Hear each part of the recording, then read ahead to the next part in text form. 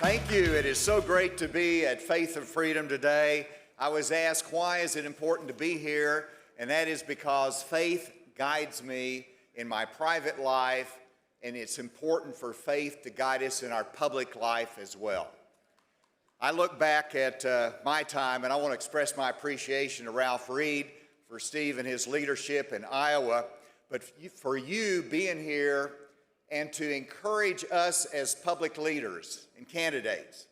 But to see you in the trenches makes all the difference in our public life. My family is important to me. I've been married to my wife, Susan, for 49 years.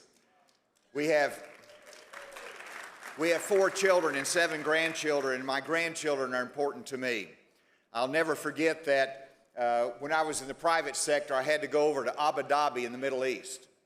And I was trying to explain to my 5-year-old grandson that I was going to have to be gone. He tried to understand Abu Dhabi. He didn't get it exactly right. He goes to his kindergarten class and he tells his fellow classmates that Papa was going to have to spend the weekend in Hobby Lobby. My faith has always guided me in the public arena, and I have been fighting for our values that we believe in for faith and freedom since I got involved as a young lawyer in our community. I went to Bob Jones University. I understand how biblical values impact your life in whatever profession you're in. I had the privilege of going to Notre Dame when Francis Schaeffer was alive, and he had a religious freedom conference there in which I was there as a young lawyer, and I heard him talk about the book, How Shall We Then Live? And whenever you look at the biblical worldview and you look at the secular worldview, we have so much to fight for in terms of our faith and freedom. We are on this earth to impact our community and make a difference for eternity. And that is why, as a young professional, as a young parent, I started and worked with others, my brother, to start a Christian school because I believed in choice in education. I started Bentonville's first FM radio station in which we put John MacArthur on and James Dobson and Chuck Swindoll because I wanted our community to be exposed to these great Bible teachers.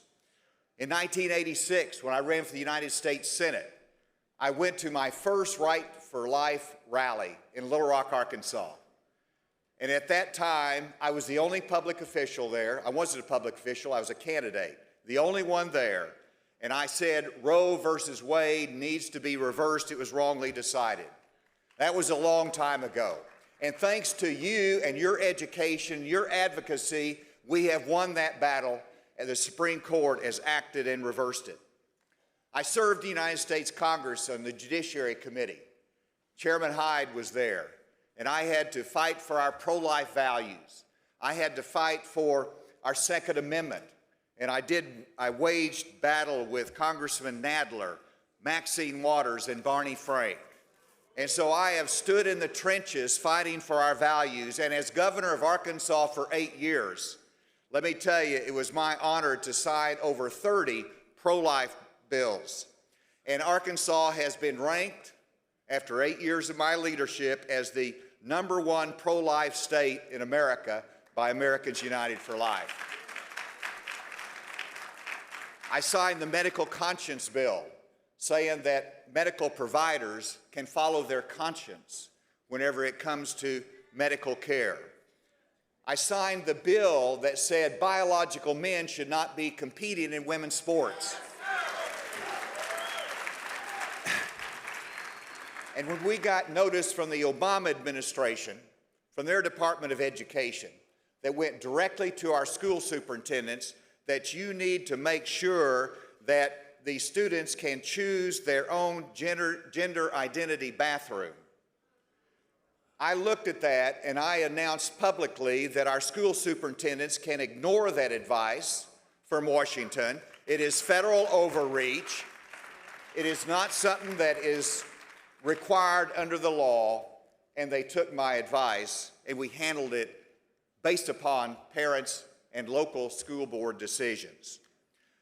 Whenever Planned Parenthood was investigated, and it came to me that they were not handling the issues appropriately in their clinics, I asked our Medicaid division to decertify Planned Parenthood, and we did. We've given $1 million to support pro-life pregnancy crisis centers across the state. These are pro-life values that I have supported as governor and throughout my public career. And yes, as president, I would fight to make sure taxpayer funds are not used to support abortion. And if Congress acts, I will sign a federal law to restrict abortion as well as President of the United States. Now let's look at the important role of parents, and let me outline some important principles. First of all, there's a fundamental principle of faith and freedom, and that is that parents are God's guiding hands in raising children.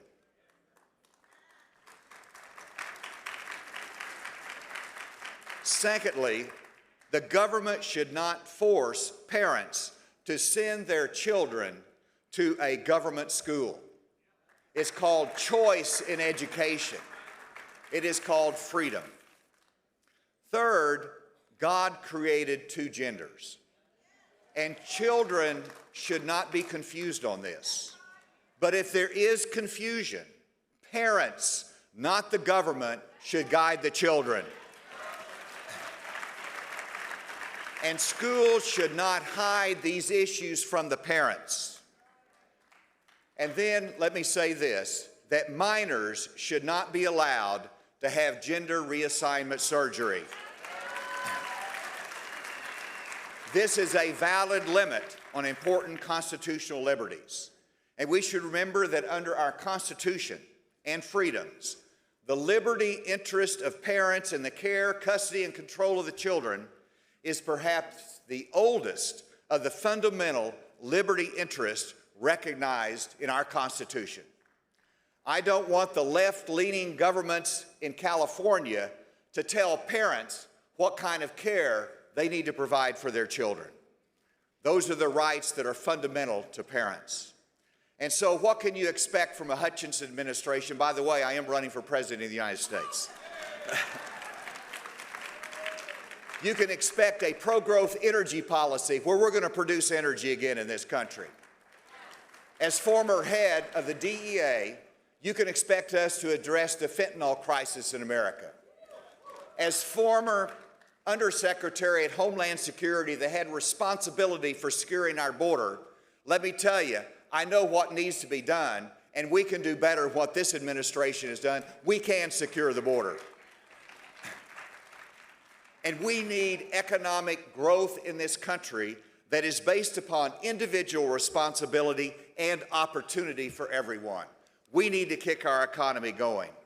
And then we need to have an America that is not second to China. I was appointed by Ronald Reagan as United States Attorney, so he's a mentor of mine.